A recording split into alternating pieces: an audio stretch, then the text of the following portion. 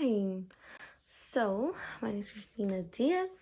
I am going to be talking about Miss Star Saxstein and about her personal experience being a part of a choir, being used.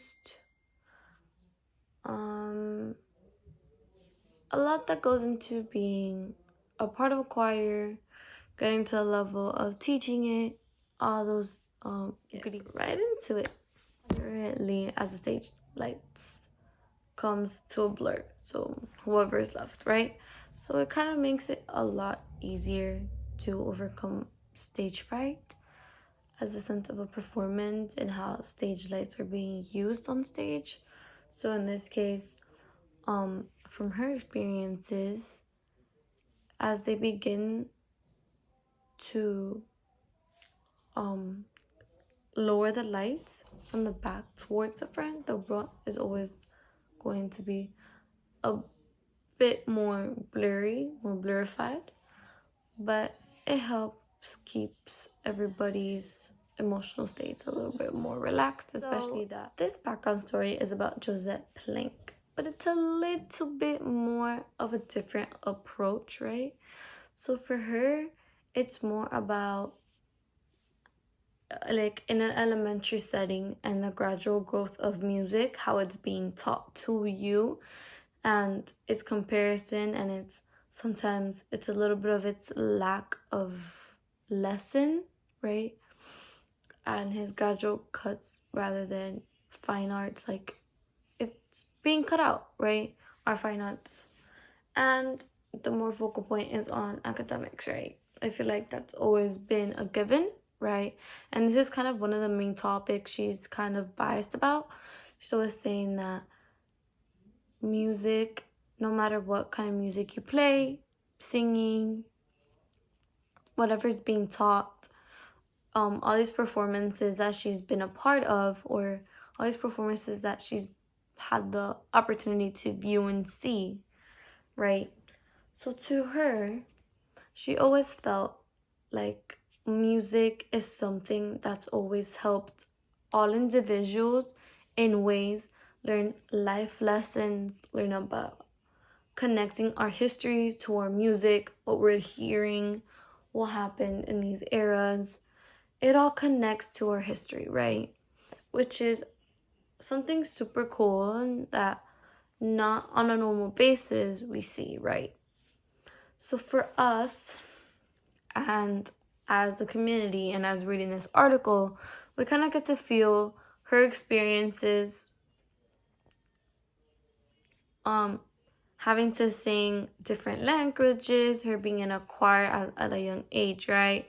But her pretty much making it very clear that her viewpoint or her story that she wants to tell is about the importance of music and how as through grade level and going up the scale through elementary school, leading up to middle school and high school, right?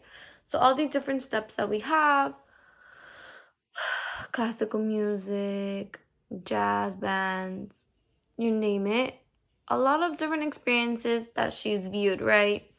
And all of its different connections to history, which is beautiful, right? And one of the connections that she makes are like orchestras, right? Symphonies, is what she is connecting, right, to a fourth grade music class, right? So it's a lot of details, it's a lot of tedious high pitched violins over the low strings, feel like something scary was about to happen, right? So she talks about different styles, how they're being used, and how they're being connected to our history, and the importance of music, why it's established, how it was established. And she also kind of gives a little bit of hierarchy, different terminology, like I just said, different terminology that she's used, the different bases that we learn of music to are more complex to our simple, right? And it's beautiful. She does make a lot of connections to religion as well, and you can see the gradual growth and the lessons that you learned in a church base and how it's being used into music.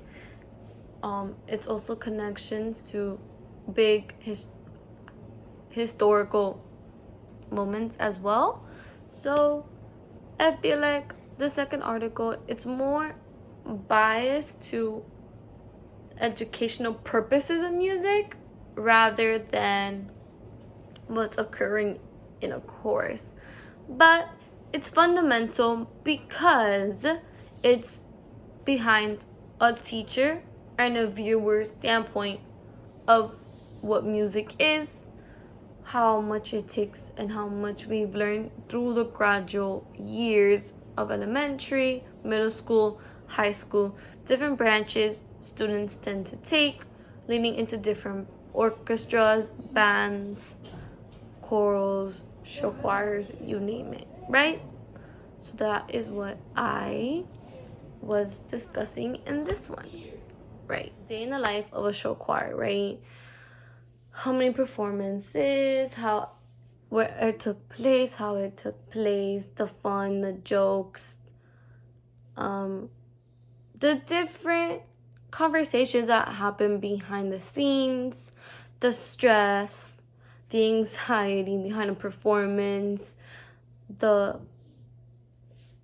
craziness, honestly, of going back and forth, making sure everything's perfect, all lines are done, but also keeping that healthy, fun, energy, experience, kind of bonding as a group, and making memories, which is the most important,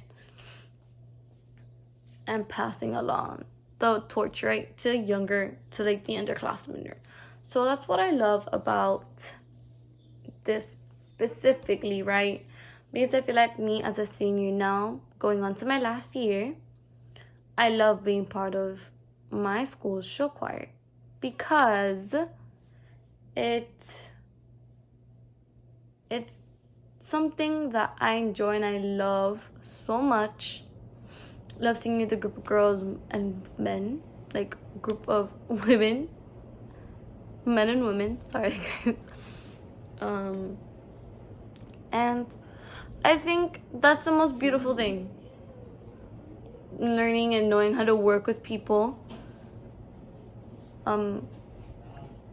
Performances, seeing how everything comes together and make it all beautiful, right? And seeing how all these individuals create a story, create a bond with each other, the fun, the jokes, the bubbliness behind all the commotion and all the stress and all the chaos that goes behind getting ready for a performance and performing, right? So I will be inserting different clips now of the video that I will present during this this voice memo. Well, it's not really a voice memo, guys. It's kind of like a video, right? Just a video presentation.